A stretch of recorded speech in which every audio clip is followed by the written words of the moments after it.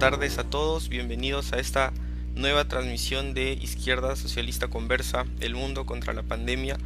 Estamos, compañeros, en esta ocasión conversando, tenemos el gusto de conversar con el compañero Ángel Guerra. El compañero es analista político cubano y con él vamos a conversar sobre la situación de Cuba en la actualidad, sobre la situación frente a la pandemia, sobre el apoyo internacional que Cuba muestra para con los pueblos del mundo. Compañero Ángel, ¿cómo está? Muy buenas tardes. Bien, bien, buenas tardes. Muchas gracias.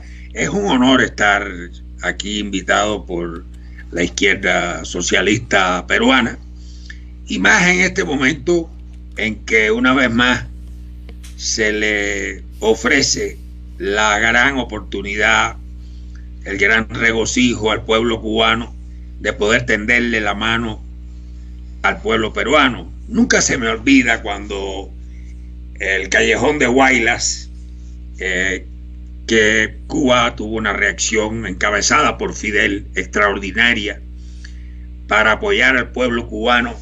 En aquella ocasión, estamos hablando del año 69, se recogieron 300.000 donaciones de sangre en Cuba para Perú. Fidel donó su propia sangre. Se envió una brigada constructora y se envió una brigada médica también, que estuvo trabajando varios meses la brigada médica y luego se quedó la brigada constructora un tiempo más. Yo por esa época estuve en Perú y pude constatar la amistad, la fraternidad que une a nuestros pueblos, a los trabajadores, a los estudiantes de ambos países. En realidad creo que es muy auspicioso que esta plática se dé en medio de esta posibilidad de una brigada llegar a Perú, cuando el Departamento de Estado está opuesto a que vayan brigadas cubanas a cualquier parte. En alguna medida es un gesto de autonomía que ha dado el gobierno peruano.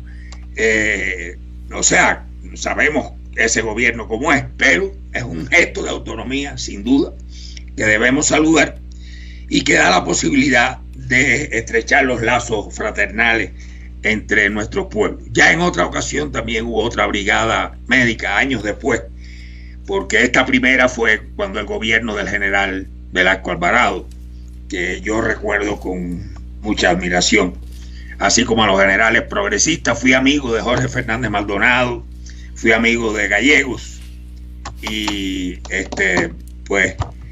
bueno, también fui amigo de Jorge del Prado, secretario general del Partido Comunista peruano, que era un personaje tremendo de la izquierda tradicional. Sí, aprendí muchas cosas con Jorge del Prado porque sabía toda la historia del movimiento comunista de aquella época. Y yo me imagino, tú en esa época era un hombre joven y pues no tenía las vivencias que tenía él en esa materia.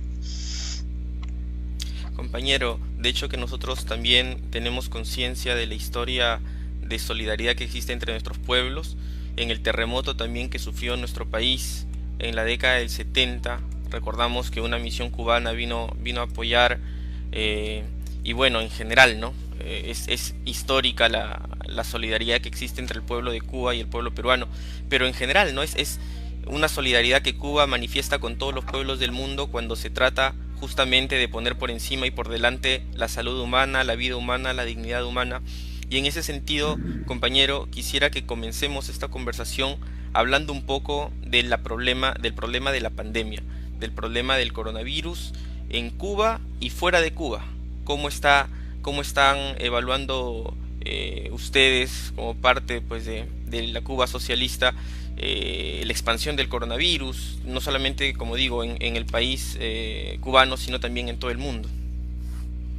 Esto fue una epidemia, originalmente me refiero, que como sabemos surgió en diciembre del año 2019 en la provincia de Hubei, más particularmente en la ciudad de Wuhan, en China, y China desarrolló un plan de enfrentamiento muy eficaz, muy eficaz, China puso en cuarentena 50 millones de personas en todo el radio que había a partir de Wuhan,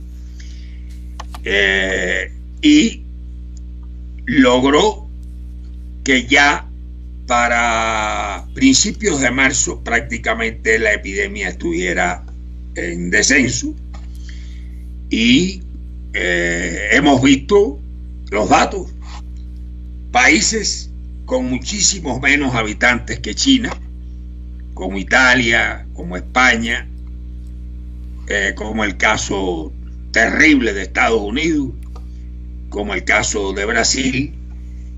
Bueno, no voy a hablar de Bélgica, que es un país que con unos 9 millones de habitantes, casi 8.000 muertos. Es decir, yo pienso que el enfrentamiento por parte de China a esta verdadera catástrofe demuestra la superioridad de un Estado fuerte, centralizado y de orientación socialista, como también lo demuestra el éxito de Vietnam. Vietnam tuvo 300 y pico de contagiados y no tuvo ni un solo muerto. Vietnam ya había acumulado una gran experiencia, porque a Vietnam lo azotó el SARS, lo azotó la gripe aviar. Es decir, ya los vietnamitas venían de experimentar dos epidemias muy fuertes en años, digamos, en menos de una década. Y ellos actuaron muy enérgicamente, de una forma parecida a los chinos, pero como no tenían casos, o sea, como el brote no fue dentro de Vietnam, ellos cerraron la frontera con China y tomaron medidas muy drásticas, y eso impidió que se pudiera desarrollar la epidemia en Vietnam, de modo que yo creo que es una victoria del socialismo también, no solamente en China, sino también el caso vietnamita. Y pues lo que estamos viendo, yo pienso que en gran medida es la consecuencia del deterioro, el desmantelamiento de los sistemas de salud pública como consecuencia de las políticas neoliberales. Por ejemplo, en Italia y en España había sistemas de salud mucho más robustos, así digamos hace unos 15, 20 años, pero las políticas neoliberales fueron desmantelando, disminuyendo el número de camas, disminuyendo las terapias intensivas, mercantilizando la medicina, impulsando el desarrollo de la medicina privada, y el resultado es que son países que, a pesar de su gran desarrollo económico, tecnológico, científico, porque nadie puede negar que Estados Unidos es un país con un gran desarrollo científico, o sea, eso no lo puede negar nadie. Inclusive nadie puede negar que en los Centros para el Control de Enfermedades de Atlanta hay decenas y decenas de científicos de altísimo nivel. Lo que no hay allí es organización social, y lo que no hay allí es una voluntad política, y lo que no hay allí es una infraestructura concebida para proporcionarle la salud al pueblo como un derecho. Porque la salud en Estados Unidos, como también vimos en Italia y en España, aunque en menor medida, se fue convirtiendo en una mercancía. En Estados Unidos es una mercancía hace mucho tiempo. En realidad Estados Unidos nunca ha tenido en rigor un sistema de salud pública, y menos un sistema de medicina preventiva. Pero ya en las décadas neoliberales todo eso se agravó mucho más. Y por otra parte, hemos presenciado otro segundo fenómeno, y es que las élites económicas y políticas en la mayoría de los países capitalistas, digo la mayoría porque hay excepciones como Nueva Zelanda, que es un caso digno de estudio. Ahí hay una primera ministra socialdemócrata que parece que tiene la versión clásica de la socialdemocracia, no la neoliberal, que es la que predomina en Europa. Y realmente hubo un manejo verdaderamente muy interesante y efectivo de la epidemia en Nueva Zelanda. Pero en el mundo capitalista en general ha prevalecido y parece querer seguir prevaleciendo el interés en el negocio y en la ganancia por encima de la salud de las personas.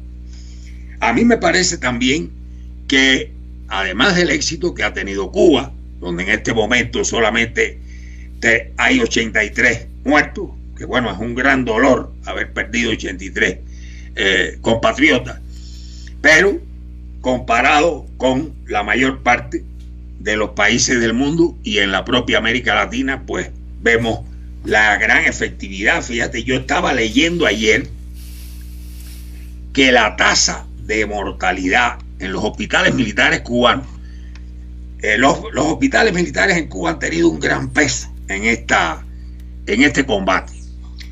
Cuba tiene un sistema de salud militar muy fuerte por razones obvias, porque pues tiene que tener además médicos militares especializados. Hay una universidad de las ciencias médicas de las Fuerzas Armadas cubanas y se forman médicos pensando en la medicina militar. Como sabemos, la medicina militar no es como la civil. Una de las cosas que conocen muy bien los médicos militares es la cuestión de la respiración, de la ventilación, por el efecto de las armas químicas. Entonces, fíjate que la mortalidad en los hospitales militares cubanos no ha llegado a 3% de los que han estado graves y críticos. O sea, muy por debajo de la media mundial e inclusive por debajo de la media de los hospitales civiles cubanos, que es muy buena, pero realmente muy interesante. Pero ahí se dispusieron miles de camas en los hospitales militares y eso fue muy positivo porque ahorró vidas y ahorró sufrimientos importantes. Me parece que no podemos dejar de hablar de Venezuela, que en medio de un bloqueo asfixiante, muy parecido al que tiene sobre sí Cuba, en una situación de acoso por parte de Estados Unidos, en una situación económica muy difícil por los precios del petróleo de los últimos años, por toda la persecución que ha hecho Estados Unidos para que Venezuela no pueda reconstituir su industria petrolera, que está carente de refacciones, carente de productos químicos, etcétera, que es la razón por la que no podía refinar gasolina. Por eso es tan importante la llegada de los barcos iraníes, porque no se trata de que llevaran gasolina solamente. Más importante que la gasolina que llevaban, posiblemente, es todos los productos químicos que llevaban y las refacciones para poder potenciar la refinería venezolana y que comenzaran ya a producir gasolina. Pero bueno, Venezuela tiene 11 muertos. Compara con Brasil, compara con Perú, compara con Chile, con cualquier otro. Eso demuestra la tremenda importancia de la organización popular. Sin organización popular eso no se podría lograr de ninguna manera. Demuestra también la importancia de poner la salud por encima de todo. Venezuela cerró el país hace 3 meses. No se puso a pensar en las consecuencias económicas y cerró el país. Y se hizo además un gran esfuerzo porque se pudiera llevar el alimento de una manera cercana en las difíciles condiciones de Venezuela a la familia. Y yo pienso que en general hay un consenso, hasta en sectores de la oposición venezolana, de que el manejo de la epidemia por parte del gobierno venezolano ha sido correcto, ha sido eficaz. Y hay hasta un hecho muy interesante, y es la cantidad de decenas de miles de venezolanos que están regresando desde Chile, desde Perú, desde Colombia, desde Ecuador, y muchos desgraciadamente vienen contagiados. Hoy estaba yo oyendo a Delcy Rodríguez, la vicepresidenta de Venezuela, hablando del parte de la jornada anterior en el coronavirus, y decía que habían tenido 40 contagios, de los cuales la gran mayoría eran de venezolanos que acababan de llegar a la frontera. En resumen, creo que se ha demostrado que los estados fuertes, con voluntad política de desarrollar un sistema de salud público, han tenido mucho éxito en enfrentar la pandemia, mientras que en aquellos países donde el neoliberalismo causó grandes efectos contraproducentes, y donde los sistemas de salud se deterioraron, y donde además las élites económicas han estado presionando para poner la economía por encima de la salud, no hemos visto nada más que contagios y más contagios y muertos y más muertos. Quiero mencionar aquí también el caso de México y el caso de Argentina. México, con un sistema de salud muy deteriorado, muy afectado por 40 años de políticas neoliberales, pero con la voluntad política de proteger a su población y de tomar medidas preventivas y tratar de preservar a la población. Yo estoy seguro que si hubiese habido un gobierno neoliberal en México, en lugar del gobierno de Andrés Manuel López Obrador, estaríamos viendo tal vez el doble de las víctimas que estamos viendo y de los contagios que estamos viendo. Y lo mismo puedo decir de Argentina. En el caso de Argentina, posiblemente, como que hay todo el periodo kirchnerista, y a pesar del daño que hizo Macri en los 4 años que gobernó, pero había toda una experiencia, a pesar de que Macri trató de desmantelar todos los programas sociales del kirchnerismo, no pudo hacerlo. Y Argentina tal vez estaba mejor preparada que que México, para enfrentar esta situación. De todas maneras, México ha hecho un gran esfuerzo. Y bueno, Cuba, tú me preguntabas por la solidaridad, pues Cuba ha enviado casi 800 médicos a México, que están en 2 lugares clave. Están en el Valle de México, que es donde está el epicentro en este momento de la pandemia, y están en el estado de Veracruz, que es uno de los 3 o 4 estados más afectados, con mayor cantidad de contagios y mayor cantidad de muertos. En Veracruz hay 116, si mal no recuerdo, entre médicos, médicas, enfermeros y enfermeras. Y hay 785 hay en todos los hospitales COVID del Valle de México. Que eso pues está proporcionando una ayuda muy importante. Pero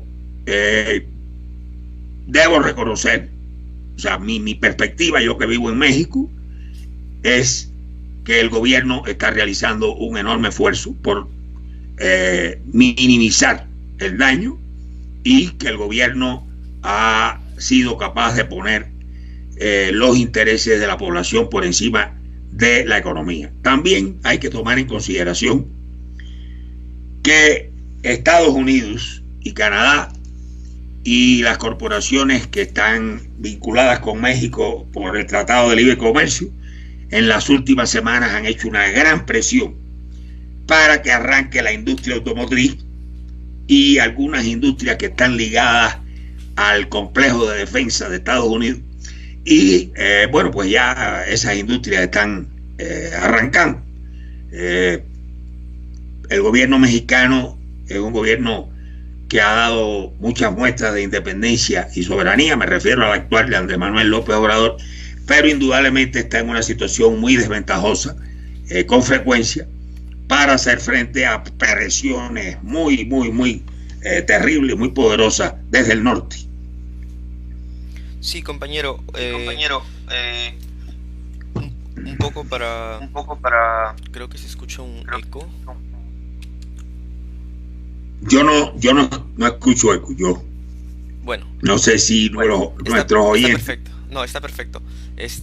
Compañero, un poco para comentar lo que mencionaba, algunos puntos, o sea, yo digamos, resumo el éxito de la contención del COVID en tres aspectos que usted ha señalado, ¿no? La primera, la fortaleza del Estado, ¿no es cierto?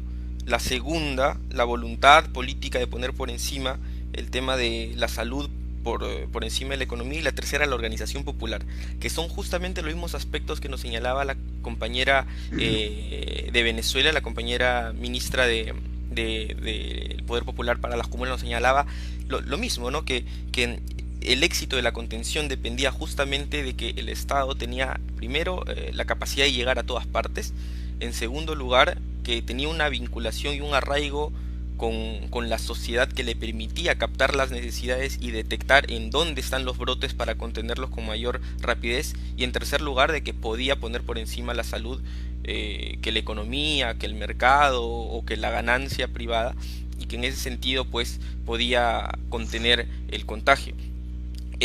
Cosa que contrasta no solamente con el manejo en las potencias, sino comparándolo un poco con lo que sucede en nuestro país, ¿no? En nuestro país, por ejemplo, primero que nada, no hay un sistema de estadística que nos permita llegar a todas las personas. Se aprueban bonos que no llegan a la gente porque no se identifica a la gente, no se sabe dónde vive la gente, y entonces hay una separación del Estado respecto de su población. En segundo lugar, no hay voluntad política. No hay voluntad política de poner por encima la salud antes que la economía.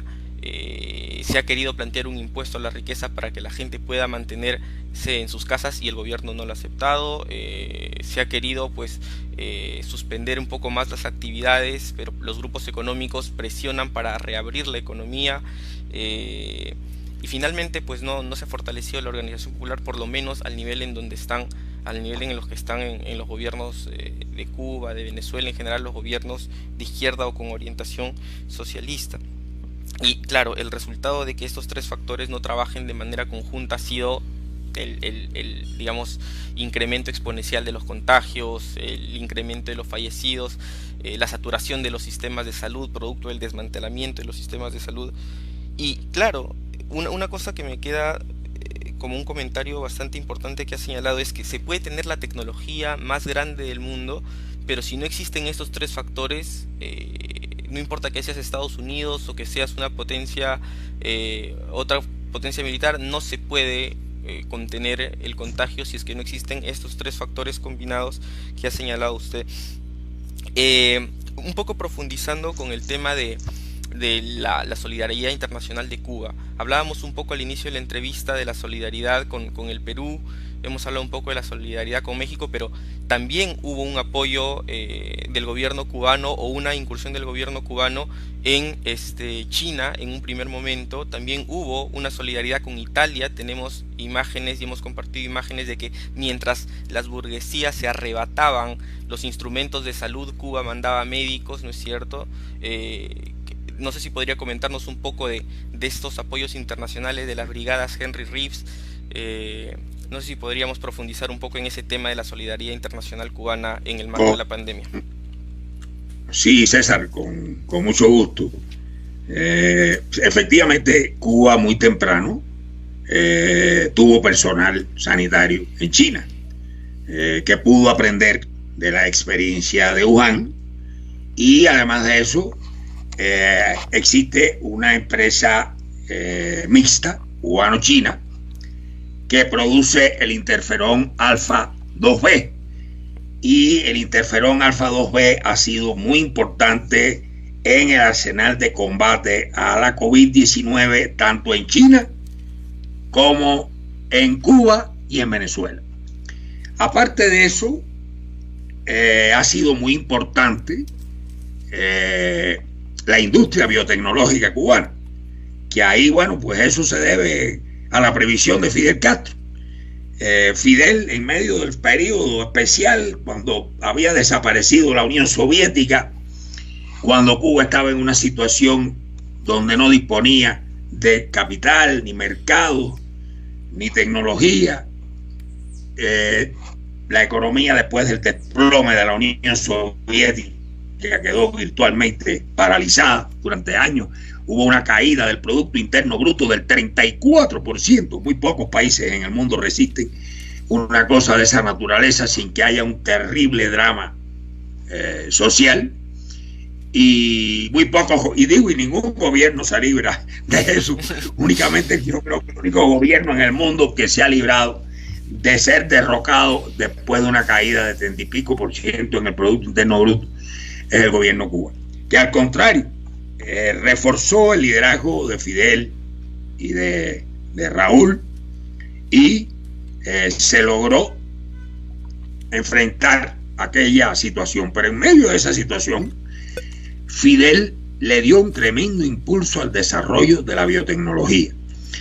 ¿Y qué es lo que ha ocurrido? Bueno, pues que Cuba, cuando llega esta pandemia, disponía de una serie de fármacos no diseñados para combatir la COVID, pero sí diseñados para combatir enfermedades virales. No se debe olvidar que Cuba fue objeto de guerra biológica. Y a Cuba le introdujeron el dengue hemorrágico, que costó la vida de cientos de niños, y que hubo cientos de miles de pacientes así de repente. Una cepa de dengue que no existía en América, o en las Américas, como dice la Organización Panamericana de la Salud, porque ellos ven como una sola región, el norte y el sur de América. Esa cepa no existía, y de repente, oh casualidad, aparece la cepa en Cuba, y además una cepa dañina, muy dañina, porque era de dengue hemorrágico. Y ya allí el interferón cubano jugó un papel importante porque salvó la vida de muchos niños. Fíjate bien, y esto fue muy poco después de que se produjera por primera vez el interferón en Cuba, que se produjo muy rápidamente. O sea, de que Fidel se enteró que existía el interferón en una entrevista con un médico de Estados Unidos que visitaba La Habana, a que los científicos cubanos, que fueron el germen de lo que actualmente es el Centro de Ingeniería Genética y Biotecnología, tuvieran el primer interferón cubano, pasaron alrededor de 4 o 5 meses. Fueron primero a Estados Unidos. En esa época estaba Carter, que es el presidente que ha sido menos agresivo contra Cuba, y pudieron viajar a Texas, pudieron visitar un hospital donde se estaba usando el interferón, pero allí les dijeron que no podían llevarse interferón porque el que disponían venía de Finlandia, y que lo que les sugerían era ir a Finlandia. Fueron un grupo de científicos cubanos a Finlandia, y allí aprendieron la tecnología para hacer el interferón, con un tremendo pesimismo por parte del profesor, no recuerdo su nombre, finlandés, que lo recibió, porque si esto, supongo que pensaría, estos indios del trópico, ¿qué interferón van a hacer? Bueno, fíjate, ese hombre terminó en sus memorias dedicándole un capítulo de sus memorias a Cuba. O sea, lo que los cubanos le habían impresionado, y lo increíble que fue para él que meses después de él trasladarles la tecnología, ya en Cuba existía el interferón. Y no solamente el interferón de glóbulos blancos, que fue el primero que se logró, sino el recombinante alfa 2B, que es mucho más importante porque puedes producir cantidades mucho mayores, que es lo que precisamente permitió que se forzara la máquina para producir grandes cantidades de interferón y poder, imagínate, en una población tan numerosa como la China, dar esa opción. Inclusive Cuba renunció a partidas de interferón que le tocaban por el convenio que existe dentro de esta empresa mixta con China. Es interferón, estoy hablando de interferón producido en China por la empresa mixta cubano-china, aparte del que se produce en Cuba. Pero en China se producen grandes cantidades de interferón ya en esa empresa. ¿Y qué hizo Cuba? Renunció a partes que le tocaban para que China pudiera disponer de eso. De modo que cuando comienza la pandemia en Cuba, o sea, cuando llegan los primeros casos, me recuerdo que fue en la ciudad histórica de Trinidad, en el sur de Cuba, el primer extranjero que debuta con el coronavirus. También en el caso de Cuba debemos considerar la importancia del turismo y que había una enorme cantidad de turistas en el momento en que inicia la pandemia, pero había que propiciar que la gran mayoría de esos turistas pudieran regresar a sus países. Así y todo, cuando empezaron a cerrarse fronteras, como tú sabes, pues quedaron una cantidad de turistas que no pudieron regresar. Pero la inmensa mayoría de los turistas que estaban en Cuba en el momento en que se produce este caso en el sur de Cuba, en Trinidad, sí pudieron regresar. Pero los primeros casos fueron fruto del turismo internacional, de eso no cabe duda, está perfectamente documentado. Y bueno, como es lógico, ya después empezaron a desarrollarse cadenas de contagio comunitarias entre ciudadanos cubanos.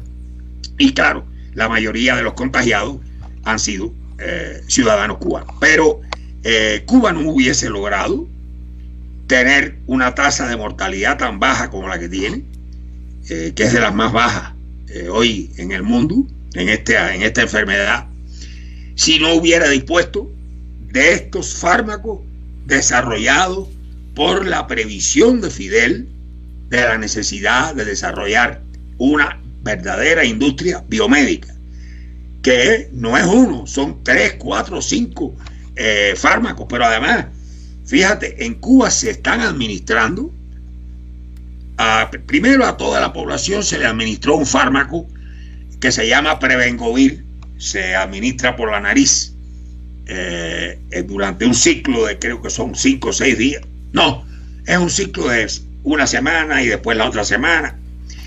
Y eso se le extendió a toda la población.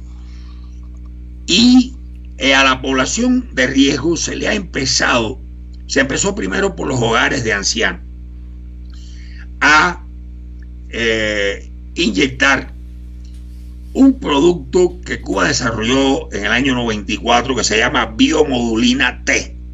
Esa biomodulina T fue diseñada para combatir las enfermedades a repetición de las vías respiratorias altas, sobre todo en adultos mayores.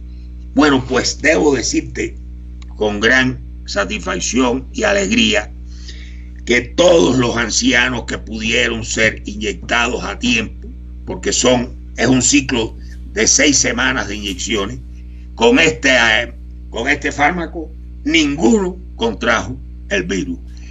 Por eso, ya además de otros sectores de riesgo de la población cubana donde se hicieron también pruebas de este tipo, ya se ha llegado a la conclusión de extender este tipo de tratamiento a la mayor población de riesgo posible, es decir, las personas que tienen comorbilidad, que pueden tener obesidad, diabetes, enfermedades cardiovasculares, enfermedades pulmonares, es decir, estas enfermedades que ya se ha determinado muy claramente que son las que matan al paciente.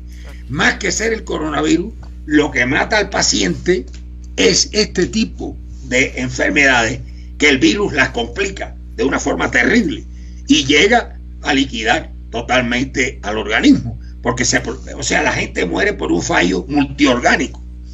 Entonces, esta biomodulina T ha sido muy esperanzador el resultado que se ha logrado. Ahora, a la vez que Cuba hacía esto, recibió una solicitud nada más y nada menos que de Italia, de Lombardía, es decir, la zona más afectada. Y fíjate, parece una paradoja y no lo es. ¿Cuál es la zona más afectada de Italia? La más desarrollada. ¿Por qué? Porque ahí es donde más desarrollo capitalista hay y porque las empresas ahí no querían cerrar. No querían cerrar. No querían que hubiera aislamiento, no querían que hubiera cuarentena, y cuando vinieron a ver tenían un grado de infestación terrible y en esa situación un gobierno que no es de izquierda, pide la ayuda de Cuba. Y a las 72 horas ya tenían la brigada en vuelo rumbo a Lombardía. Cuando vieron los resultados en Lombardía, en la otra zona más afectada de Italia, en el Véneto, pidieron una brigada también. Y hay una cosa muy interesante. Andorra, que como sabemos es un pequeño principado, una cosa minúscula que hay ahí en los Alpes entre España y Francia, pidió también una brigada cubana, porque no tenía médicos suficientes y tenía una infección que se veía venir con mucha fuerza. Y tuvieron la valentía de pedir médicos cubanos. Yo recuerdo una entrevista, César, que me llamó mucho la atención, que le hizo la BBC de Londres. Le hizo a la canciller de Andorra, que no es de izquierda, no es precisamente un gobierno de izquierda, pero es muy interesante porque ellos le dicen: óigame, pero no sé si usted está al tanto que el Departamento de Estado de Estados Unidos se opone a que Cuba envíe médicos y dice que los médicos cubanos son espías y dice que son esclavos, en fin. Y ella dijo: mire, nosotros tenemos buenas relaciones con Estados Unidos, tenemos diálogo político con ellos, pero Andorra es un país soberano y aquí nosotros decidimos quién viene y quién no viene. Eso también nos va a llevar a algo que hablaremos más adelante en esta conversación, si tenemos tiempo, que es la cuestión de la crisis de hegemonía de Estados Unidos, que es algo que esta pandemia está poniendo de relieve, de manifiesto. Se veía desde hace años, pero bueno, esta pandemia ha desnudado de una forma verdaderamente increíble el grado de crisis de la sociedad estadounidense. Y bueno, ahora lo que estamos viviendo en este momento en Estados Unidos así nos lo demuestra. Pero quiero decirte además que no solamente fue Lombardía, no solamente fue Andorra, bueno, a Venezuela, Cuba también mandó una cantidad de médicos. En Venezuela hay 20.000 médicos cubanos, pero se mandó un contingente especializado del Harry Reid, especializado en este tipo de situaciones. O sea, es una fuerza, el Harry Reid es una fuerza que está muy experimentada en todo lo que es enfrentar epidemias. Fue la que enfrentó el ébola en África Occidental. 200 y pico de médicos, médicas y enfermeros y enfermeras cubanos estuvieron en África Occidental. Fue el contingente más grande de un paisito que tiene poco más de 11 millones de habitantes, y allí estuvieron más de 200, casi 300 médicos y enfermeros cubanos combatiendo el ébola. Y no es poca cosa, te digo que era muy difícil conseguir médicos en el mundo porque no querían contagiarse. Y lo que ocurrió fue que el coreano Ban Ki-moon, que era secretario general de la ONU, llamó a Raúl Castro cuando Raúl era presidente todavía de Cuba. Como sabemos, hoy es el líder de la revolución, es el primer secretario del partido, pero el presidente electo ya hace más de un año es Miguel Díaz-Canel, y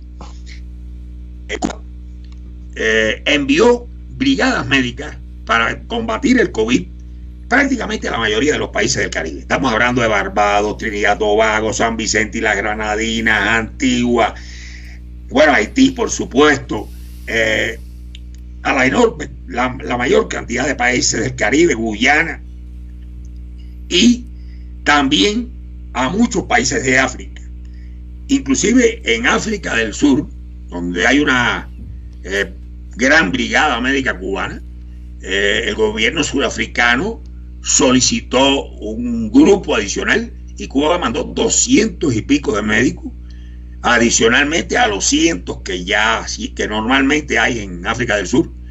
Inclusive hay 2 escuelas de medicina que tienen profesores cubanos, cubanos y surafricanos, porque además ya hay surafricanos que han estudiado medicina en la Escuela Latinoamericana de Medicina en La Habana, o mejor dicho, en el Mariel, porque es donde realmente está la escuela. Y pues en este momento hay presencia de médicos cubanos combatiendo el COVID en más de 20 países. No obstante que ya regresó el contingente que estaba en Lombardía y parte del contingente que estaba en Andorra. Y es una gran noticia, sinceramente. Yo pues estoy ligado a América Latina profundamente, y dentro de América Latina Perú es un país que por muchas razones tengo muy cerca de mi afectividad, por amigos, por Mariátegui, por César Vallejo. No sé si ustedes están al tanto del protagonismo de varios jóvenes revolucionarios peruanos en el siglo XIX en la independencia de Cuba. Eso es algo que Cuba agradece extraordinariamente. Nosotros tuvimos en las filas de independentistas cubanas a un hombre extraordinario, Leoncio Prado, que llegó a tener un protagonismo muy importante en la guerra de independencia, nuestra primera guerra de independencia. Y bueno, una serie de razones. Realmente me hace muy feliz que además en un país donde hay una presencia de pueblos originarios tan importante como es el Perú, pueda, en este momento en que están ustedes necesitados de recibir solidaridad, apoyo y el conocimiento de los médicos cubanos, que realmente son muy experimentados para enfrentar este tipo de situaciones, puedan ir en esta situación. Fidel decía que ser internacionalista no es dar lo que sobra, sino compartir lo que se tiene. Ese es el principio que Cuba ha seguido siempre. Hay que hablar claro. La exportación de servicios médicos es el primer renglón en el ingreso de divisas de la economía cubana. Ahora, lo que no dice Estados Unidos y lo que no dicen otros gobiernos achichincles de Estados Unidos, aquí voy a usar una palabra mexicana, serviles a Estados Unidos, es que Cuba también, como en Haití, tiene brigadas que jamás se ha cobrado nada por su trabajo. Por ejemplo, no sé si se fijaron ustedes todo lo que la dictadura boliviana habló sobre la Brigada Médica Cubana y lo que costaba al Estado boliviano. Eso es absolutamente falso. Los casi 1000 médicos cubanos, eran 700 y pico, que estuvieron en Bolivia, y que por cierto fue un golpe terrible llevárselos, porque pues cientos de miles de bolivianos perdieron la posibilidad de tener atención médica en la forma en que esa brigada introspectivamente fue necesario retirarla de ahí, porque además peligraba la vida de los médicos con un gobierno tan sumiso a Estados Unidos como el de la señora Áñez. Y la mayor parte de lo que esa brigada hizo allí fue absolutamente gratuito para el gobierno de Evo Morales. Es decir, el propio Evo, por iniciativa de él, el Estado boliviano asumió una parte del costo del trabajo de la Brigada Médica Cubana, que además, como te digo, era una brigada enorme, o sea, no era una cosa fácil ni sencilla apoyar una brigada como esa. Y sí, ya en los últimos años el gobierno boliviano daba cierto apoyo, pero básicamente el trabajo de la brigada era un trabajo basado eminentemente en la solidaridad internacionalista y no en recibir ninguna prestación económica a cambio de eso. Y en África son muchos los países que han recibido y siguen recibiendo brigadas médicas cubanas sin que tengan que gastar ni un centavo en eso. Te puedo decir que en África la primera brigada cubana de médicos que estuvo en el exterior fue en un país del norte de África, en Argelia, que acababa de salir de su guerra de liberación nacional. No tenía médicos. Cuba tampoco tenía apenas médicos en ese momento, porque los gringos se llevaron miles de médicos de Cuba y el plan era que Cuba se quedara sin médicos. Eso también es otra cosa en la que Fidel demostró una tremenda previsión, porque el impulso que le dio Fidel al desarrollo de la medicina, a la creación de universidades médicas, al estudio de la medicina, ha permitido que hoy Cuba sea el país que tiene más médicos por habitante en el mundo. En un país de 11.300.000 habitantes, tener 95.000 médicos, a eso súmale las enfermeras, los enfermeros, los técnicos de salud, pero solamente médicos, 95.000, es un tremendo dato, y eso es lo que permite que Cuba pueda combatir contra esta epidemia y al mismo tiempo tener decenas de miles de médicos en otros países combatiendo la COVID, o también cuidando la salud de muchos otros pueblos en el mundo. Son 60 países los que en este momento tienen misiones médicas cubanas, César. Sí, compañero. Comentando un poco el. Nuevamente escucho un eco. Bueno, comentando un poco el tema de. Me desconcentro un poco el eco, entonces voy a estar así con los audífonos fuera. Comentando un poco el tema de las brigadas cubanas en diferentes países, ¿no? Y el tema de que importa mucho el hecho de que hay una política pues soberana de las naciones para decidir que al margen de la coincidencia política e ideológica se pone por encima la vida de la población y la necesidad de personal de salud, ¿no? Que me parece que también revela algunas otras cosas, ¿no? Por ejemplo, en nuestro país yo recuerdo noticias desesperadas de directores de hospitales regionales que decían: acá tenemos camas, tenemos máquinas ventiladoras, pero no tenemos médicos, porque no quieren, porque no hay implementos, porque no hay condiciones. Entonces los médicos como que salen, no desean entrar a trabajar. Y claro, o sea, finalmente el elemento decisivo en la administración de salud es el médico, el que va a ejecutar finalmente el tratamiento. Y en un país donde el médico es mal pagado, donde el médico se lo manda a veces a morir con tal de salvar vidas, bueno, muchos de ellos han preferido retirarse, o de una manera pues mercenaria. Algunos de los médicos peruanos, varios, han decidido pues trabajar para clínicas privadas en lugar de trabajar, de servir en los hospitales públicos, ¿no? Entonces, claro, ahí es donde se ve pues la conciencia, el compromiso que hay para con la vida de los médicos cubanos. Una cosa más que me gustaría señalar, ¿no? Para el caso particular del Perú que hemos seguido nosotros en redes, a propósito del caso de Loreto, nosotros y otros compañeros que han agitado la necesidad de destinar recursos a Loreto, hemos realizado campañas para que se acepte de una vez la ayuda cubana, el apoyo cubano, porque si bien el gobierno al final ha decidido pues de manera ya presionada e incapaz de poder resolver por los propios recursos, pero con los propios recursos humanos del Perú, el problema de la expansión del virus en Loreto, ha aceptado un poco a regañadientes el apoyo de la brigada cubana.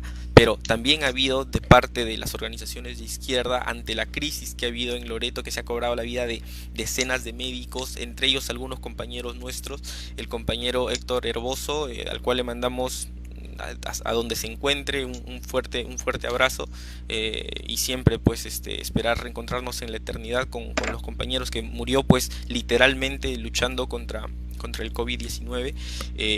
Ante la presión y ante el desastre humanitario que hubo en esta región, es que finalmente el gobierno acepta este apoyo cubano. Ya se acabó el eco, así que me pongo otra vez los audífonos. Dos cosas, una cosa más, mejor dicho, que me pareció importante: la previsión de Fidel. Hay discursos, un discurso hermoso de Fidel en Argentina, donde Fidel dice que no mandaría bombas, sino que mandaría médicos a todos los lugares del mundo donde se necesiten. Un discurso muy bello, y que demuestra pues la talla de hombre político, de revolucionario, de dirigente de los pueblos no solamente cubano, sino del mundo, que fue Fidel Castro, no sé, esa capacidad de anticiparse a lo más urgente, a lo más necesario para un país que es justamente, y para un pueblo que es justamente su salud, su vida, garantizar las condiciones para que pueda vivir, eso es lo fundamental, y centrarse pues en el tema de lo médico, de la tecnología biomédica. No solamente es una cosa claro, poner por encima la salud de las personas, pero también es un tema de claridad, política, teórica, claridad humana. La herencia de Fidel se mantiene ahora en las brigadas, y sin embargo también es cierto que la desaparición física del compañero Fidel ha debido suponer algún tipo de cambio, de recomposición o de, digamos, organización de el gobierno y el pueblo cubano. Perder un personaje de esta talla es impresionante, es impresionante, ¿no? Se encuentra ahorita Cuba con relación a, digamos, la transición del gobierno de parte del compañero Raúl al compañero Díaz-Canel? ¿Cómo es que se ha dado esta transición? ¿Cómo es que actualmente se encuentra el pueblo cubano con relación a la revolución? Y digamos, ¿cómo se mantiene en este recambio la herencia del comandante Fidel Castro? Es una muy buena pregunta. Fidel es un ser irreemplazable, o sea, nadie podía sustituir a Fidel, porque el genio y la categoría que significa un líder de revolución no es algo que pueda ser sustituido. No obstante que Raúl Castro es un recio líder revolucionario, sin duda alguna, y te digo más, yo creo que Raúl podía haber sido un jefe de revolución si no hubiera existido un Fidel. Es decir, las condiciones, las capacidades ha demostrado tenerlas, pero te repito, nadie podía sustituir a Fidel. Eso Raúl mismo lo explicó muy bien y dijo: el único que puede sustituir a Fidel es el partido. Pero hay otro hecho que es muy importante señalar.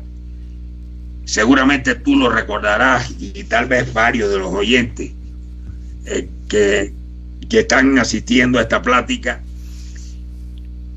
En el mitin por las honras fúnebres de Fidel en la Plaza de la Revolución, hubo un momento en que el comandante Daniel Ortega hizo una pregunta que se prestaba para generar una respuesta como la que presenciamos, y es que decenas de miles de jóvenes comenzaron a decir: yo soy Fidel. Y ya después no eran los jóvenes, fue la plaza toda. Después, averiguando, yo me enteré que en esa mañana estudiantes del Instituto de Relaciones Internacionales, Raúl Roa fue el primer canciller de la Revolución Cubana, fue el que acuñó la frase sobre la OEA del Ministerio de Colonia de Estados Unidos. Bueno, pues los alumnos de ese instituto, en la mañana, al conocer la noticia de la muerte de Fidel, habían salido y habían dicho: yo soy Fidel. Pero bueno, este grito de combate surge en la Plaza de la Revolución de muchachos muy jóvenes, y la hacen suya todos los cientos de miles que estaban ahí. Y a mí me parece que eso es lo que está ocurriendo en Cuba. También hay que decir que Fidel comenzó la sucesión desde años antes de enfermarse. O sea, desde años antes de enfermarse ya había una serie de responsabilidades que comenzaron a pasar a manos del compañero Raúl. De modo que en el momento en que Fidel se enferma, ya había toda una cultura de cómo actuar en esa situación. Y fíjate que no se notó desde el punto de vista, digamos, de la estabilidad del país, del rumbo del país, el tiempo que Fidel estuvo enfermo, que fue pues alrededor de un año, tal vez un poco más, porque fue realmente algo muy, muy severo, y que incluso él mismo dijo que había sentido ya que estaba muy cerca de la muerte. Incluso llegó a decirle a una persona que conozco, platicando, que hubo momentos en que le dijo a los médicos: ya déjenme tranquilo, no me hagan más nada.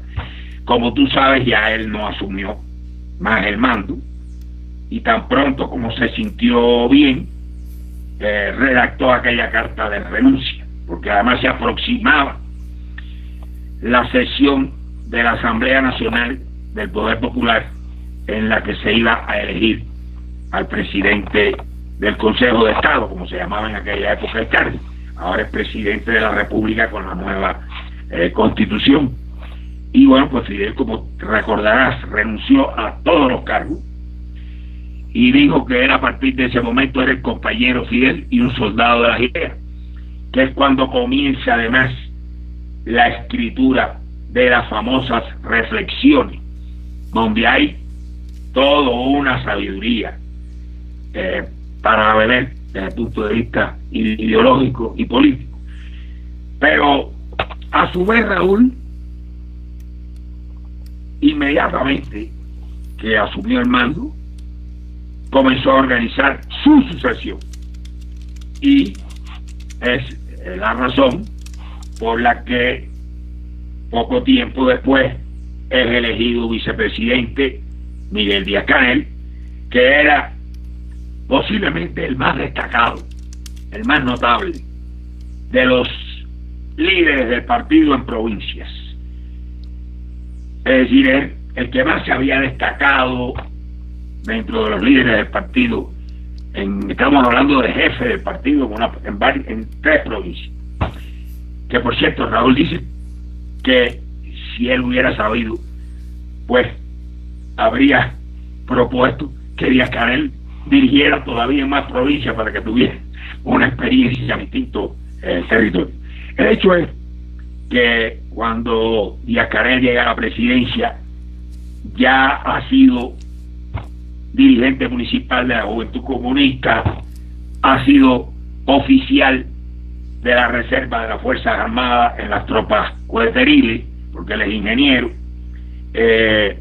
ha sido cooperante internacionalista en Nicaragua, ha sido segundo secretario de la Juventud Comunista Nacional, ha sido secretario de la Juventud Comunista en su provincia, y luego, como te decía, dirigente del partido en 3 provincias, donde tiene un gran prestigio. Siempre su estilo fue un estilo fidelista, de hablar con la gente, de caminar por la calle, y es el que estamos viendo que aplica Díaz-Canel. Obviamente no es Fidel, y tampoco es Raúl. Díaz-Canel además es el primer líder cubano que no participó en la lucha contra la dictadura de Batista. O sea, es el primer líder en la revolución importante que no tiene un pasado guerrillero, ni lo puede tener, porque a la edad que tenía cuando triunfó la revolución era imposible que participara en la lucha armada. De modo que Díaz-Canel se ha ganado verdaderamente la simpatía, la admiración del pueblo, y además de los revolucionarios, y te digo, de los veteranos revolucionarios, y en eso me incluyo. No conozco un solo veterano revolucionario que no sienta un gran respeto y una gran admiración por Díaz-Canel, y que no esté dispuesto a echarle una mano en lo que sea necesario. Yo, inclusive, estoy empleando un poco más de tiempo, por ejemplo, en Twitter.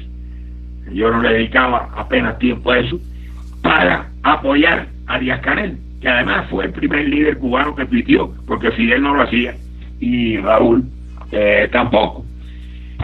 Pero él, que es un hombre muy familiarizado con las nuevas tecnologías, desde que fue profesor universitario, después como ministro de Educación Superior, inmediatamente que llegó a la presidencia, abrió la cuenta de Twitter, y no solamente eso, sino que promovió que todos los ministros, viceministros, los dirigentes cubanos abrieran su cuenta de Twitter.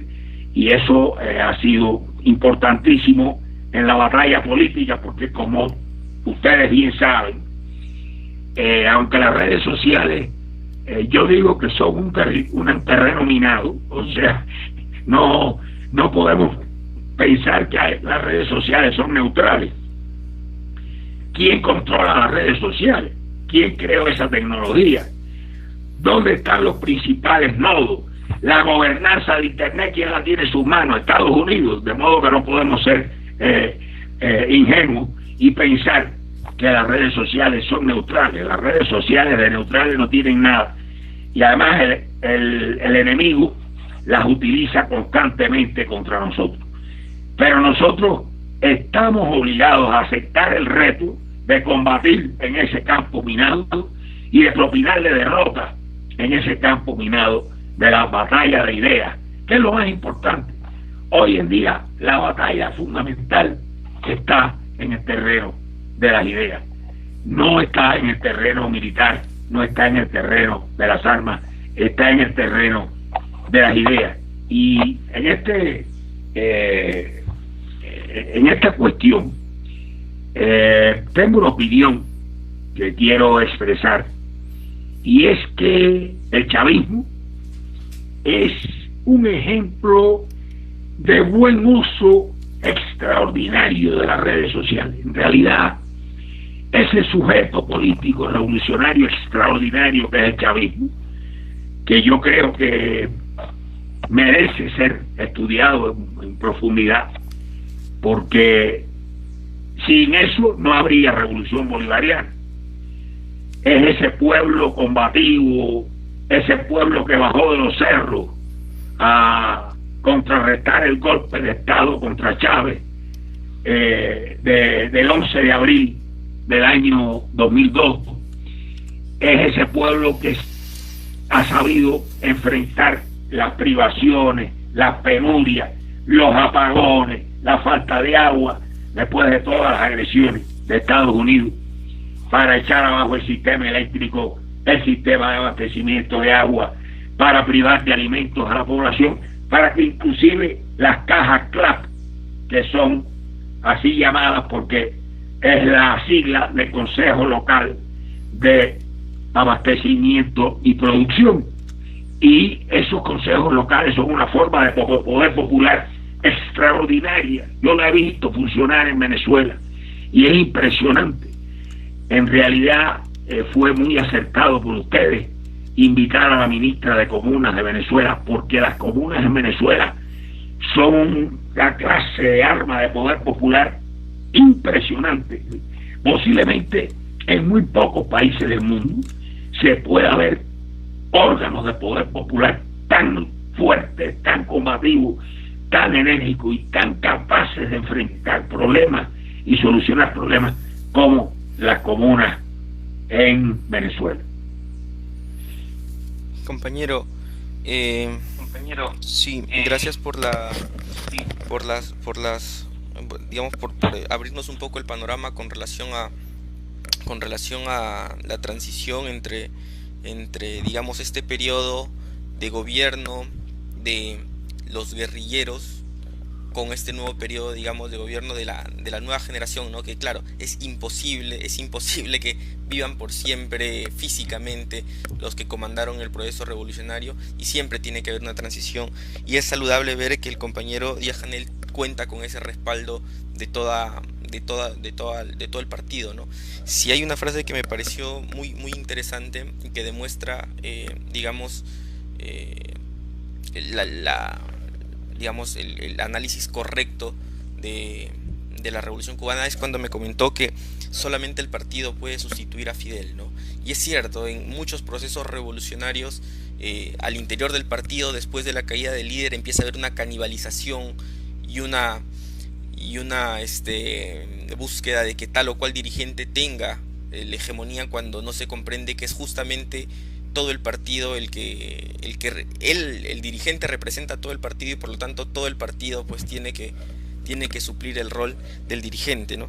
En ese sentido es saludable, y como compañeros de Izquierda Socialista Perú nos alegra que el proceso revolucionario en Cuba se mantenga por buen camino y que siga 50, 100, 200, 1000 años más, porque es un ejemplo para todos los países de América Latina.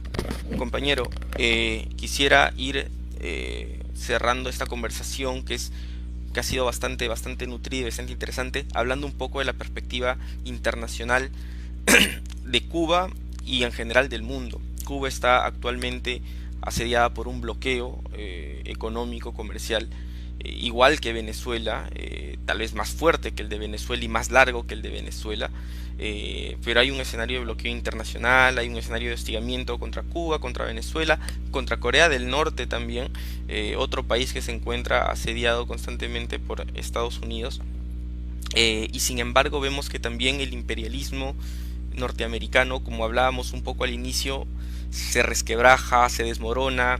Desde hace años que viene retrocediendo en Medio Oriente, ha ido saliendo de Ucrania, ha ido saliendo de Siria, se repliega un poco hacia América Latina, quiere hacer guerras en América Latina, tratar de invadir Venezuela, y como que tampoco puede, da manotazos de ahogado, quiere combatir el virus, pero tampoco puede combatir el virus, parece que estuviera retrocediendo en todos los terrenos, y sin embargo, como yo siempre comento, cuando una sociedad está en decadencia es cuando más intentos desesperados hace por sobrevivir. Entonces, ¿cuáles son las perspectivas respecto a la configuración geopolítica internacional y digamos sobre el rol de también los países socialistas o con una orientación socialista, como dijo, en esta crisis o en este recambio geopolítico que tenemos en América Latina y en el mundo, ¿no? ¿Qué perspectivas ve Cuba? ¿Qué digamos, sí, qué puertas se pueden abrir con esta crisis geopolítica para los países que, digamos, tienen gobiernos revolucionarios y socialistas? Yo pienso que vamos a vivir tiempos muy difíciles. En primer lugar, estamos entrando en una crisis económica que economistas muy importantes de distintos países y de distintos sesgos ideológicos coinciden en calificar como una crisis mayor que la de 1929, que es la mayor crisis capitalista que ha existido. Entre esos economistas hay uno peruano muy notable, Óscar Ugarteche, que ha argumentado las razones por las que esta crisis es distinta que todas conocidas. Pero fíjate, Óscar, que es marxista, en ese sentido coincide con Paul Krugman, que no tiene nada de marxista. O sea, ambos ven que es una crisis que es distinta que las anteriores. Es muy interesante que personas con ópticas tan distintas, sí, al conocer la historia económica, te digan, bueno, esta crisis es distinta que las anteriores. O sea, tenemos un grave problema porque hay una contracción de la oferta y de la demanda. El virus que no ha creado la crisis, ni mucho menos, eso hay que puntualizarlo muy bien. Esta crisis la creó el capitalismo en su etapa neoliberal. Este patrón de acumulación terriblemente explotador y que ha ido crecientemente adquiriendo calidades mayores de explotación, de saqueo, de extracción de plusvalía a la fuerza de trabajo. Porque el neoliberalismo no es estático. Este no es el mismo neoliberalismo, el que vivimos hoy, que el que se implantó por los Chicago Boys en Chile, con todo y lo terrible que ha sido eso. Pero el neoliberalismo ha ido cada vez tomando medidas más agresivas en la proporción en que ha ido bajando la cuota de ganancias.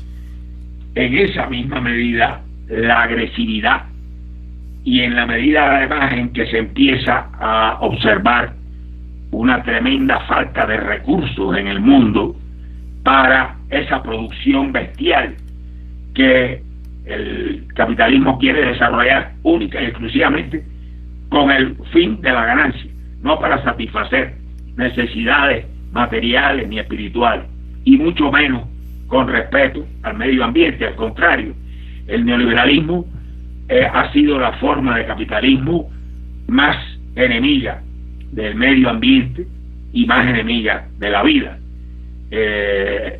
al punto que se puede decir que el capitalismo actual es absolutamente incompatible con la vida y que nada que venga del capitalismo actual puede proporcionar bienestar, satisfacción. Tú puedes, como es natural, cuestionar al capitalismo en cualquiera de sus fases. Por ejemplo, el capitalismo posterior a la Segunda Guerra Mundial, pero es innegable que ese capitalismo, por una serie de circunstancias, la existencia de la Unión Soviética, el miedo a que hubiera otra gran depresión, el miedo al desempleo, una serie de factores, el miedo al socialismo, ya no a la Unión Soviética, sino también a las ideas socialistas, se creó aquello que se llamaba estado de bienestar, que en Europa es donde llegó a consolidarse más, pero en Estados Unidos tuvo una serie de rasgos importantes, sobre todo a partir de la política llamada New Deal, o Nuevo Trato, gestada por Franklin Roosevelt en su largo periodo presidencial, porque nadie cuestiona que Roosevelt haya tenido 3 periodos presidenciales. Si no se hubiera muerto, hubiera tenido un cuarto, porque además, ¿quién ha dicho que es antidemocrático que alguien que tiene el apoyo de la población continúe gobernando un país, aunque pase el periodo en cuestión? Pero bueno, a lo que me refiero es que aquel capitalismo era capaz de generar cierto bienestar para sectores importantes de la población, preocuparse por la desigualdad, preocuparse por abatir el desempleo. Tú recordarás que John Maynard Keynes planteaba que había que reducir el desempleo a la mínima expresión, mientras que en el periodo neoliberal, al contrario, se parte de la base de que el empleo no es un derecho y que trabaja el que puede y el que no pueda, nada. Y han suprimido en muchos lugares los seguros de desempleo, no hay ninguna protección. En Estados Unidos el salario real y nominal han venido cayendo en los últimos 30 años constantemente, de modo que hoy nadie, ningún joven puede aspirar, digamos un joven de clase obrera, un joven de clase media en Estados Unidos, de clase media, media o baja, no puede aspirar a tener una casa, no puede aspirar a estudiar en una universidad. Si llegara a estudiar en una universidad, tiene que endeudarse de por vida. Hay jóvenes, mujeres, que para poder pagar los créditos de su educación universitaria se tienen que prostituir. Es una cosa vergonzosa en un país como ese, con ese grado tan grande de riqueza material, que no sea capaz ni siquiera de proporcionarle educación a sus jóvenes. Esto que estamos viendo en las calles de Estados Unidos en este momento no es solamente el hecho aislado de que un oficial de policía haya asesinado o linchado, porque en realidad fue un linchamiento, porque había 4 policías y los otros 3, si no lo instigaron, por lo menos fueron cómplices por omisión, porque presenciaron aquello durante 8 minutos y no fueron capaces de hacer nada por salvarle la vida a aquel ser humano que estaba desesperadamente diciendo: no puedo respirar. Y esto, la situación del manejo de la pandemia, la situación de odio y de división que ha generado Trump dentro de Estados Unidos, pero que tiene raíces, porque Trump lo que hace es aprovecharse de una serie de estereotipos creados por la esclavitud, que es el terrible estereotipo del racismo, un racismo como posiblemente no se encuentra en ningún país del mundo.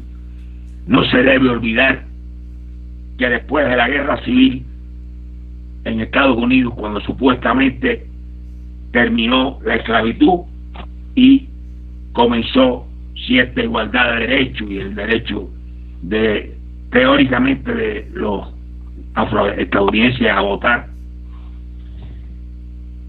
se dictaron las famosas leyes Jim Crow, que iban dirigidas a despojar a los negros de la mayor parte de sus derechos políticos y cívicos.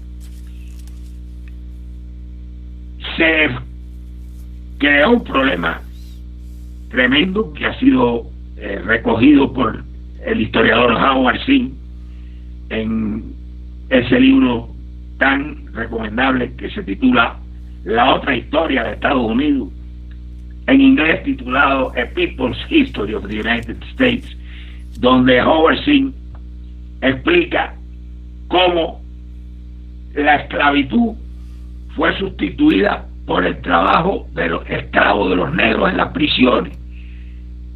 Había desde esa época cientos de miles de negros en las prisiones obligados a hacer trabajo forzado para empresas capitalistas. Y en la actualidad vemos que mientras la población afroestadounidense es el 12%, sin embargo, del total de la población penal es el 20 y tantos por ciento, casi el 30%. Algo parecido ocurre también con los latinos, que tienen una representación en las cárceles mucho mayor que el % que representa del total de la población de Estados Unidos. Estamos asistiendo, César, a la crisis política de ese sistema, económica, moral, cultural, y también estamos asistiendo a una rebelión popular por esos jóvenes que han estado apoyando la candidatura de Bernie Sanders, por muchos otros jóvenes que tal vez no se motivaron con la candidatura de Bernie Sanders, pero están viviendo una importantísima escuela política con esta gigantesca movilización. Yo creo que lo que está ocurriendo en Estados Unidos en este momento es algo que debemos solidarizarnos con gran simpatía, porque es muy justa la demanda, y la demanda no es solamente de que no se asesine, es de que la policía, en lugar de maltratar, defienda a los ciudadanos. Y ya además hay demandas de justicia social mezcladas en las marchas, aunque las predominantes son las referentes a que las vidas no puedo respirar, porque claro, es lo más inmediato lo que desató este conflicto. Pero no ha valido la militarización, no ha valido las amenazas, no ha valido que Trump mandara a realizar una carga terrible mientras decía que apoyaba las marchas, resulta que acababa de ordenar la represión de una marcha para ir a posar frente a la iglesia aquella donde se fotografió. Bueno, eso fue después de arrasar con la gente que estaban allí con una carga de policía montada, de Guardia Nacional, etc. Nada de eso ha amilanado ni ha cobardado a la gente, al contrario, la gente está muy combativa, y este lenguaje de odio de Trump ha hecho que muchos jóvenes sientan una muy justificada sensación de justicia, y por otra parte se están viendo los afanes dictatoriales de este personaje, que hay que ser muy cuidadoso. Yo estoy muy de acuerdo contigo que Estados Unidos en esta situación de crisis es mucho más peligroso que anteriormente, porque la élite estadounidense no acepta que Estados Unidos deje de ser el hegemón, no lo acepta. Es decir, no carecen del realismo político para percatarse de que la única forma lógica de organizar el mundo de alguna manera hoy en día sería una cooperación entre Estados Unidos, Rusia, China, Irán, India y por supuesto todos los demás países, que además es por lo que abogan afortunadamente los rusos y los chinos y los iraníes. Es decir, hay no solamente Rusia y China, sino hay algunas potencias medias como Irán que tienen una política exterior muy combativa, antiimperialista y muy a favor de la cooperación y la solidaridad entre los pueblos, como se acaba de demostrar con este tremendo apoyo de Irán, que se lo va a seguir dando y lo han anunciado a Venezuela en la cuestión del abastecimiento de combustible y en la cuestión de echar a andar nuevamente las refinerías. Entonces creo que es un panorama donde en América Latina vamos a ser el escenario donde Estados Unidos va a tratar de parapetarse más sólidamente en eso que ellos llaman su traspatio desde principios del siglo XIX, antes inclusive de que surgiera la doctrina Monroe, y va a ser necesaria una muy capaz y muy eficaz organización de las masas en América Latina para poder conseguir la independencia de nuestros pueblos en una situación en que Estados Unidos no acepta el poderío enorme de China, que bueno, pues repunta como la que está llamada a ser la potencia hegemónica. De hecho, ya China es primera en muchas cosas en el mundo, inclusive en algunos indicadores económicos hay quienes dicen que China es económicamente superior a Estados Unidos. No soy un experto, pero he visto análisis de economistas que llegan a decir algo tan serio como eso. Estamos viendo además que China se le ha ido delante a Estados Unidos en la tecnología de la información, en la famosa 5G. La bronca por Huawei no es una cuestión de teléfono celular, es una cuestión de alta tecnología y alta ciencia, que quien la domine va a tener una enorme influencia en el mundo que se avecina. Ahora, no podemos pensar que se acaba la pandemia, que además no se va a acabar mientras no haya una vacuna, y suponiendo que hay una vacuna tendría que ser muy efectiva, porque recordemos que hay vacunas contra la influenza, pero convivimos con la influenza hace décadas, a pesar de que hay vacunas. O sea, que tal vez sería más prudente comenzar a ver el coronavirus como una enfermedad probablemente endémica por un tiempo, y que tal vez seamos capaces, con el desarrollo de la ciencia y con la cooperación, de llegar a una vacuna. Pero hablando de cooperación y de la vacuna, aquí tienes un ejemplo perfecto de cuál es la actitud de Estados Unidos, que dice el señor Trump: yo quiero una vacuna para los americanos, no dice. Claro. Y te recuerda que intentó, cuando los laboratorios Novartis comenzaron a desarrollar su vacuna, comprarse en exclusividad para que se fuera vacunado primero que toda la población de Estados Unidos, en lugar de la postura de China, de Rusia, de la propia Alemania, de Francia, que han coincidido con China y con la Organización Mundial de la Salud en el criterio de que la vacuna debe ser un bien público universal. Por lo pronto también debo decirte que Cuba trabaja en una vacuna, o sea, está hecho el diseño de la vacuna y hay equipos de 3 importantes centros de investigación de Cuba trabajando muy duro en la vacuna. Además de que se está utilizando también el suero de los pacientes de COVID que lo aceptan para combatir los casos graves y los casos críticos. Y ya se ha ido acumulando una experiencia, porque no se debe descartar que pueda haber no una ola como esta, me refiero a Cuba, pero en un momento determinado puede haber un brote. Y pues es muy importante que Cuba está armada. Y además el presidente Díaz-Canel ha dicho, tenemos que tener nuestra vacuna. Me parece que eso es una cuestión de independencia y de autonomía muy importante.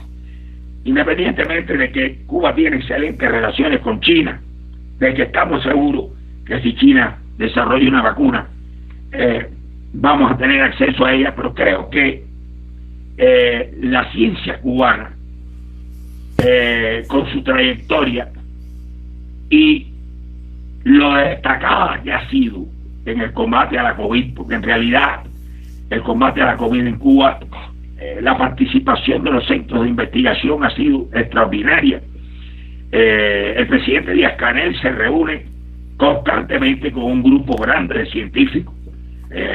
Bueno, son reuniones virtuales, pues, cuidando la sana distancia física, pero son verdaderas plenarias donde por vía digital participan muchísimas compañeras y compañeros, no solo de las ciencias médicas, César, también de las ciencias duras, físicos, matemáticos y de las ciencias sociales.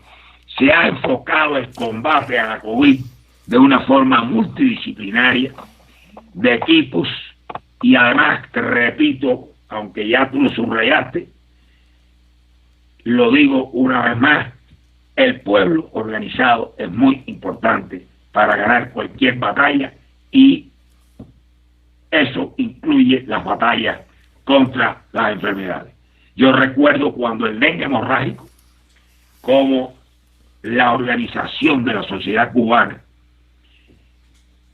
a pesar del bloqueo, a pesar de carencias, a pesar de los pesares, permitió que pudiéramos no solamente enfrentar, sino derrotar el dengue, que en un momento determinado se constituyó en una grave amenaza para la vida de los cubanos y sobre todo para la vida de los niños en su variante hemorrágica. Entonces creo que a lo largo de décadas la ciencia cubana y el pueblo cubano se ha ganado el derecho a dar la batalla por tener su propia vacuna, y creo que, o sea, no me cabe la menor duda que con el pensamiento de solidaridad gestado por Fidel, que sigue hoy vigente en Cuba como si Fidel estuviera vivo. A veces yo pienso que Fidel está más vivo que antes, y esto lo uno con algo que tal vez tú hayas leído en la famosa entrevista de Ramonet en el libro 100 horas con Fidel. Hay un momento en que Fidel le dice: tal vez yo sea más influyente muerto que vivo y regrese como el Cid campeador a caballo a librar nuevas batallas. Pues yo veo a Fidel librando nuevas batallas, y una de ellas es no solamente la batalla contra el coronavirus, sino como inspiración en la batalla que nos espera para salir de esta crisis económica con una organización popular superior, con una educación y una formación política superior, y con un proyecto que nos permita comenzar ya transformaciones. La humanidad, César, necesita transformaciones sociales, económicas, muy importantes. No puede haber ya más una salud que no sea pública, ni una educación que no sea pública. En eso no podemos hacer concesiones. Debemos ser muy amplios, debemos condenar el sectarismo, no debemos atarnos a ningún dogma, pero lo que sí hay algunas cuestiones de principio: salud pública gratuita, educación gratuita, derecho al trabajo, derecho a una renta universal, que me parece que es fundamental para proteger a los seres humanos. La cuestión de la lucha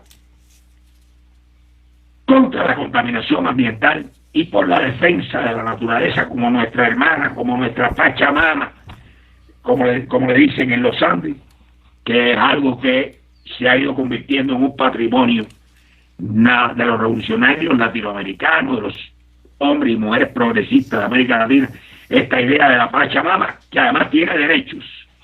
Eso también es irrenunciable.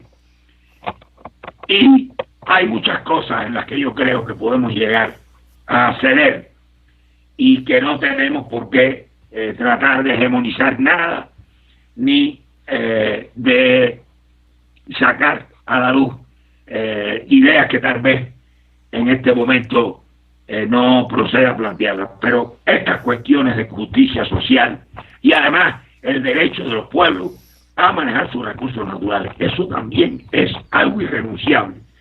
Creo que eso es en cualquier proyecto futuro que hagamos, la cuestión del manejo de los recursos naturales, porque además, si tú no tienes el manejo de los recursos naturales, ¿cómo vas a dar la batalla en contra del cambio climático y cómo vas a preservar la naturaleza? Si tienes una pila de transnacionales que son las que deciden. Por ejemplo, aquí en México, más de la tercera parte del territorio mexicano está ocupado por compañías mineras, que cada una hace lo que le da la gana en la tierra que tiene concedida. Ahora son un poco más respetuosos por el tipo de gobierno que hay y van a tener que empezar a pagar impuestos, porque ni impuestos pagaban.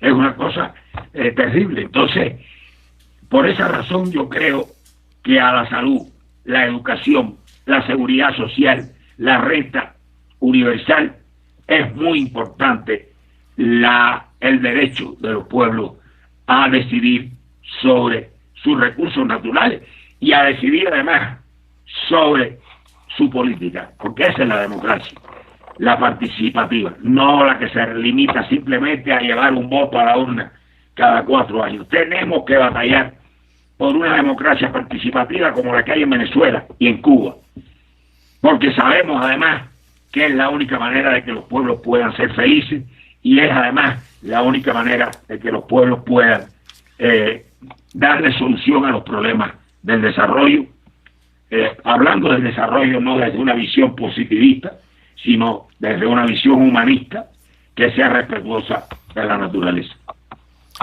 Compañero, gracias por los comentarios. En realidad hay unos aspectos que me gustaría comentar. El tema, por ejemplo, de estas coincidencias que hay al interior de perspectivas diferentes, pero que se producen justamente en el marco de una crisis del neoliberalismo, ¿no? El hecho de que Krugman coincida con Ugarteche es indicador de que dentro, pues, de los ideólogos del libre mercado hay un reconocimiento de que si las cosas se mantienen tal y como están, el sistema no se sostiene y que por lo tanto tiene que transformarse. Cualquiera que lea las columnas de Krugman en The Economist ve que dirige sus ataques contra Trump de una manera constante, casi cotidiana, llamando a hacer reformas al interior de la política económica norteamericana. Incluso en los tiempos de pandemia yo recuerdo haber leído un artículo suyo donde reivindicaba la necesidad de garantizar los empleos, justamente basándose en esta idea un poco keynesiana de que lo que incentiva la producción es finalmente el consumo, y si la clase obrera no tiene consumo, pues no va a haber producción y va a haber una recesión, etcétera, etcétera, ¿no? Entonces, al interior mismo de lo que estamos hablando además de un Krugman, que se ha ido corriendo hacia la izquierda. Sí. Y es por la crisis. Sí, de todas maneras, se ha ido corriendo hacia la izquierda, incluso en sus últimos artículos ha defendido las movilizaciones antirracistas, pero es producto de la crisis, como dice el compañero, y digamos, es momento también para lograr una hegemonía, ¿no? Al interior digamos, el sentido que tiene que seguir el mundo en adelante y que tiene que verse condensado en este mini programa que usted nos ha planteado, ¿no? Salud, educación gratuita, seguridad social gratuita, renta universal y soberanía respecto de los recursos, ¿no? Que es casi un programa de reivindicaciones para los pueblos de América Y la Latina y democracia del mundo. participativa, Y y la democracia, democracia y participativa es eso. democracia Poder participativa. popular. Poder popular. Y el poder popular, compañero. Eh, Gracias, compañero, por la conversación. Nos ha llegado una última pregunta, compañero, respecto a la relación internacional de Cuba con China, con Corea del Norte. ¿Cómo son los lazos entre los países que tienen, con Vietnam? ¿Cómo son los lazos entre los países que tienen una orientación socialista, digamos, más allá de las diferencias económicas y políticas? ¿Cuáles son los vínculos que existen entre estos países, ¿no? Que comparten la idea de combatir al imperialismo, al imperialismo norteamericano? No sé si podríamos profundizar de manera breve, pero sí sustancial en este aspecto de las Sí, relaciones internacionales sí, en el sí, campo. además, mira, te lo puedo decir muy rápido, César. Cuba tiene inmejorables relaciones con China, con Vietnam, con Corea del Norte, con Laos, con la República Popular Laos también, e inclusive el presidente Díaz-Canel, en la única gira internacional que ha realizado, hizo una importante visita a China, a Corea, a Vietnam y a la República Popular Laos.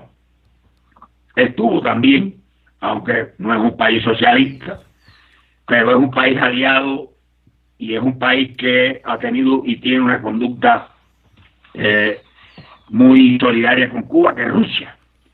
Pero bueno, aquí estamos hablando, y la pregunta está dirigida a los países que tienen una orientación socialista. Las mejores relaciones. En realidad, Cuba y Vietnam se han esforzado siempre por tener muy buenas relaciones. Es histórico, además. China, mira,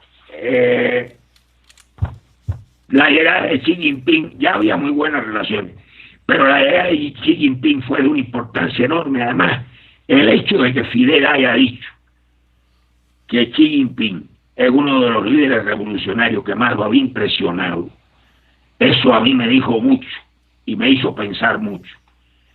Y fíjate que en un aniversario importante de Marx, por primera vez en mucho tiempo, un líder chino, en este caso Xi Jinping, que además fue rector del Instituto Superior de Cuadros del Partido Comunista de China en su momento, hizo un discurso muy interesante sobre el aniversario de Marx.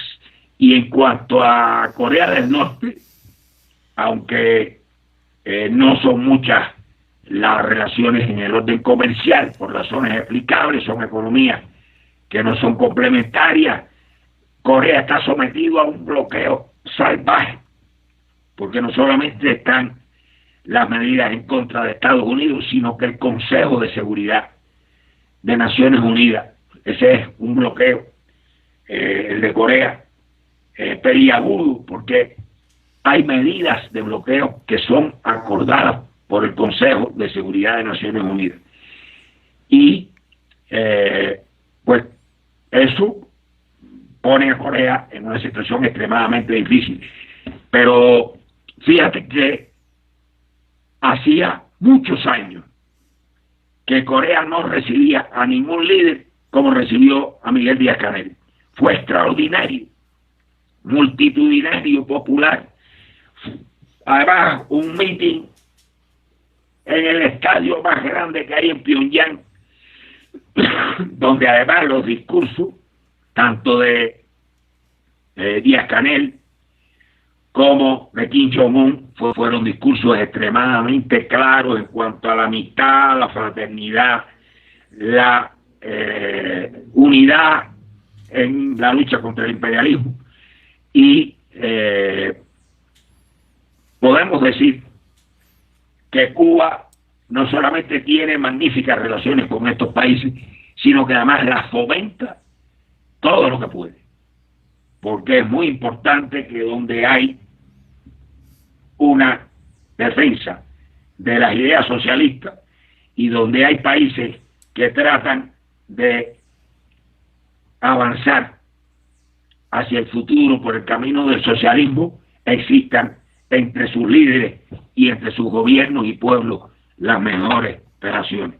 Porque además el imperialismo todavía, pese a toda esta crisis que hablamos de hegemonía de Estados Unidos, no podemos olvidar su enorme arsenal nuclear y la capacidad de hacer daño, que conserva.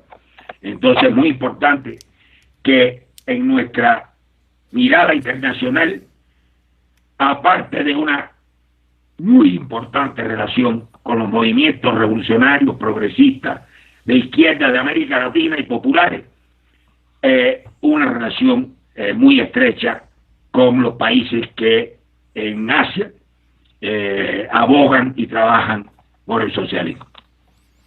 Gracias, compañero, por la comunicación, y gracias en general a todos los que nos han escuchado en esta conversación importante para conocer sobre la situación de la Cuba socialista, países que están bloqueados no solamente económica y políticamente, sino también muchas veces mediáticamente. Es necesario realizar estas conversaciones, es necesario difundir cómo es que los países con alto desarrollo del poder popular, con gobiernos vinculados al pueblo y que emergen realmente del pueblo y representan su voluntad, logran combatir con éxito la pandemia del coronavirus, logran plantear alternativas de solución, no solamente para sus países, sino para toda la humanidad. Compañero Ángel, un gusto por haber sido parte de esta conversación. Gracias por el tiempo que nos ha otorgado. Y bueno, ya estaremos seguramente comunicándonos para otros eventos, otras transmisiones. Siempre que querramos hablar de Cuba, estamos seguros que vamos a contar con su presencia, compañero.